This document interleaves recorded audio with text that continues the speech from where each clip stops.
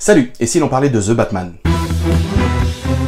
C'est mercredi 2 mars que sort le très attendu The Batman réalisé par Matt Reeves. Who are you under there? What are you hiding?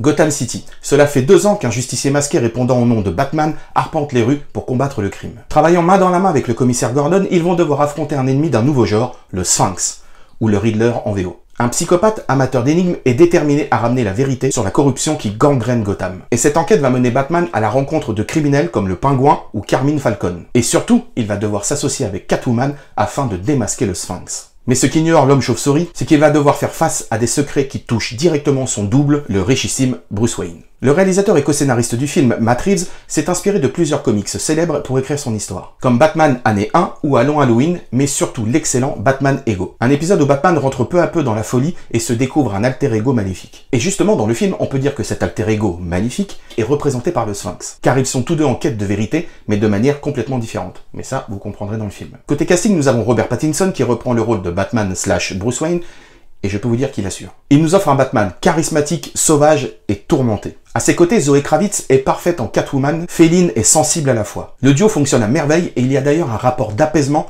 entre le Bat et la Cat. Côté méchant, ce que fait Paul Dano pour le Sphinx est juste dingue. Il est flippant, malsain, et ça sans jamais montrer son visage. Tout est dans son phrasé, sa gestuelle, c'est vraiment une très belle performance. Idem pour Colin Farrell, méconnaissable sous son maquillage du pingouin, mais tellement bon dans son interprétation. Et il nous offre un autre style très intéressant par rapport à ce que nous avait proposé Danny DeVito dans Batman le défi. Il y a aussi John Turturro qui joue le parrain Carmine Falcone, et il nous montre tout son talent dramatique avec sa voix éraillée bien flippante. En plus de Catwoman, Batman pourra compter sur l'aide du commissaire Gordon, interprété ici par l'excellent Jeffrey White, ainsi que de son légendaire majordome Alfred, interprété par le maître de la motion capture, Andy Serkis. Mais alors que vaut vraiment The Batman? Eh bien c'est un pari gagné, car quelle bonne idée d'être parti sur un film ultra réaliste. Terminer les gadgets invraisemblables qui vont dans tous les sens. Ici, le Bat n'a que ses grappins et quelques mini-bombes pour l'aider. Même son costume n'est pas de première jeunesse et on sent qu'il a du vécu et ça apporte un vrai cachet au personnage. Et la Batmobile n'est plus ultra technologique. Non, ici on est dans du bestial et dans la puissance. Alors oui, elle est blindée, mais ça s'arrête là. Et c'est aussi bien. On pourrait croire à première vue que la voiture a été conçue sur une base de Dodge Charger. Eh bien non, nous sommes ici sur une base de Tesla. Oui, la voiture électrique. Sur le tournage, la Batmobile pouvait atteindre les 100 km/h,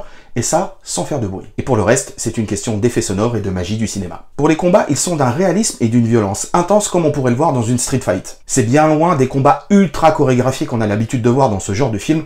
Non, ici on est plus côté MMA. Sur l'intrigue, c'est la première fois que le travail d'enquête du Batman est si bien développé dans un film. On se croirait parfois dans les meilleurs thrillers des années 90, genre Seven ou Le Silence des Agneaux. La confrontation avec le Sphinx et la montée en puissance de ce dernier sont très bien amenées dans l'histoire. Il y a un vrai chaos visuel et psychologique qui monte crescendo tout au long du film. On retrouve aussi dans les décors le Gotham sombre et dirty de Tim Burton, et ça fait vraiment plaisir. Et quant à Robert Pattinson, je peux vous dire qu'il va fermer les bouches de ses détracteurs avec son interprétation de ce Batman violent et torturé. Et j'espère vraiment qu'on le reverra dans le costume pour un autre film. Et vous allez voir que les 2h55 de film vont passer à vitesse grand V. Et la durée est nécessaire pour démêler cette intrigue complexe mais tellement bien racontée. Bref, vous l'avez compris, c'est un grand oui pour The Batman de Matt Reeves, et c'est au cinéma dès le 2 mars. Voilà, en attendant, je vous laisse avec quelques images du film, et je vous dis à très vite. Salut!